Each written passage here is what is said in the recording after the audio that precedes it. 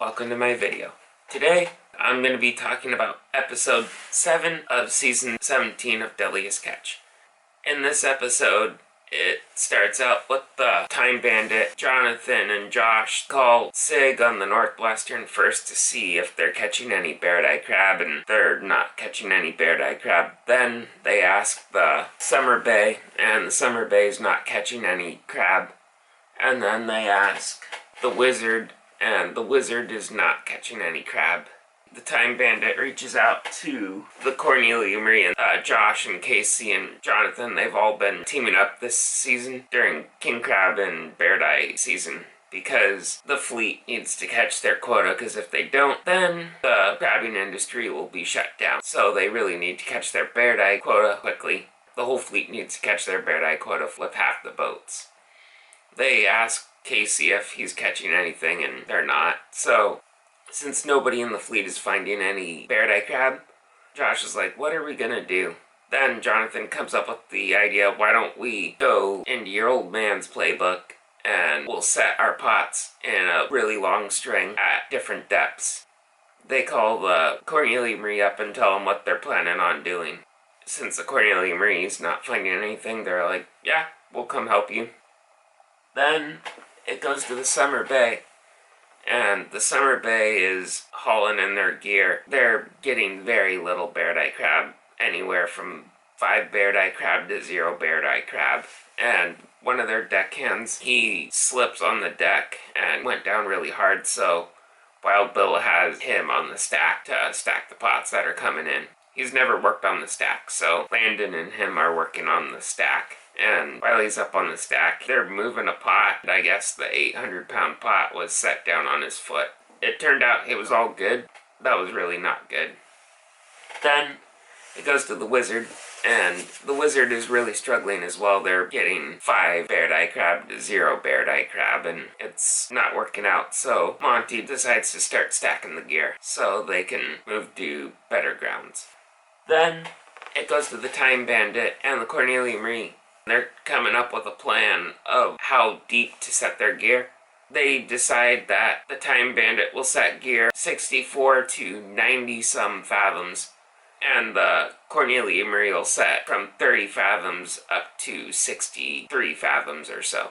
From those different fathoms, they'll decide what is the best spot to set their gear. They both start getting their gear and ready to move to those different fathoms to prospect 200-mile long strings so they can get a good idea of where bear-eye crab is. Then it goes to the Summer Bay, and they are going through their gear, and they're going through a 200-mile string as well. A lot of the Deadliest Catch boats are setting 200-mile strings to hone in on the schools of bear-eye crab. They are starting to go through their gear. All of a sudden, one of Nick's kids, Lynn, does really good. It gets like 20 bear-eye crab, which is pretty good. So they decide to set their gear back, and they decide to call it the Lynn string for Nick McLaughlin's daughter. Then it goes to the Wizard, and the Wizard is stacking their gear. And while they're stacking it, Monty hears a really weird noise inside the crew cabin of the Wizard. So he sends their greenhorn Jeremiah in. Their greenhorn discovers that there's a seagull in the crew quarters, so he has to try and catch the seagull to get him off the boat. And the seagull is crapped all over the interior of the boat, so he finally gets a hold of it, and while he's holding it, the seagull craps on him, so he's like, okay, we're bringing you outside now. He goes out, throws the seagull in the air, and the seagull takes off.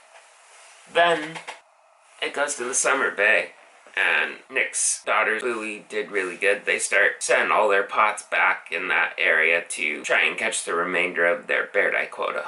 Then it goes to the Wizard, and while the Wizard is setting their gear, Jeremiah, who dealt with a seagull craps right on his nose, so if you get pooped on by a bird, it's good luck, so they kind of named it after Jeremiah and the seagull that crapped on him. Then it goes to the Time Bandit and the Cornelia Marie. They'll set their gear and then get ready to haul it in. Then it goes back to the Summer Bay.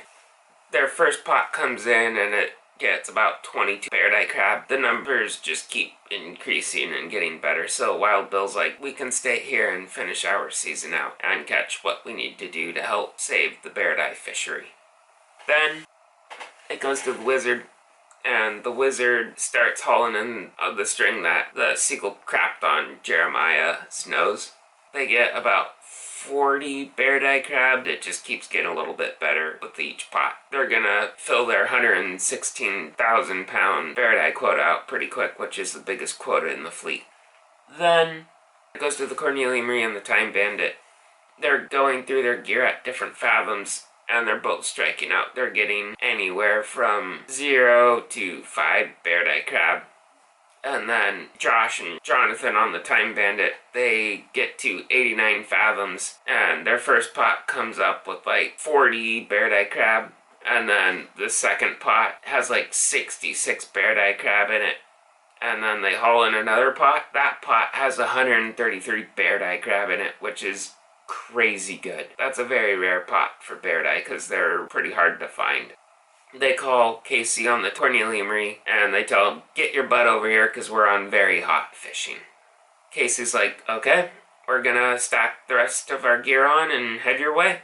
Then it goes to the Summer Bay. It shows them talking about the bear-eye fishery and them getting close to closing out their bear-eye season.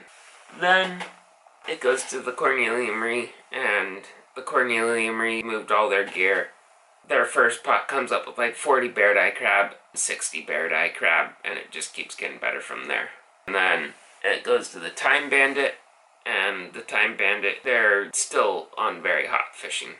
That is how episode 7 of season 17 of Deadliest Catch ends. I hope you guys enjoyed this review of this episode of Deadliest Catch. Don't forget to hit the bell icon down below so you can be notified when I upload videos. Also, please share this video with your friends and family. Don't forget to subscribe to my YouTube channel. And don't forget to smash the like button. Thank you guys for watching.